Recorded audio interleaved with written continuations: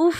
প্রচণ্ড গরম বন্ধুরা। এই গরমে কিন্তু নুন চিনির শরবত করে খাও ঘন ঘন। আমি কিন্তু আজকে বেলের শরবত খাবো। কিছুদিন থেকেই বেলটা আনা ছিল, দিলাম আজকে ফাটিয়ে। ভাবলাম না, বেলের শরবতটা আজকে খেয়েই ফেলি, না হলে নষ্ট হয়ে গেলে তো ফেলতে হবে। অনেক আশার জিনিস তো, সবসময় এগুলি কিন্তু পাওয়া যায় না।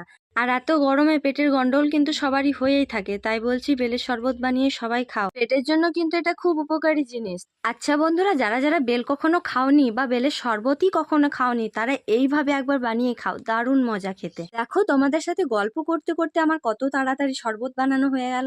এই শরবতটা প্রথমে আমার অভিকে খাওয়াবো। এমনিতে তো অভি ছাতু শরবত বা বেলের শরবত এসব কিছুই পছন্দ না, তবুও একবার টেস্ট করালাম। অভি শুধুমাত্র নুন চিনি শরবতটাই বেশি পছন্দ করে। আর আমার বর তো এখন দোকানে আছে, তাই ওর জন্য বোতলে ভরে রেখে দিলাম, ও আসবে তখন খাবে। আর আমি তো প্রথমে এক গ্লাস খেয়ে নিয়েছি, অভিকে দেওয়ার সময় আরো এক গ্লাস আছে, সেটাও আমি খেয়ে নেব। সত্যি বলছি বন্ধুরা, এই শরবতটা খেতে কিন্তু দারুণ মজা। একটু যদি বরফ হতো তাহলে আরো ভালো হতো। তো চলো, টাটা।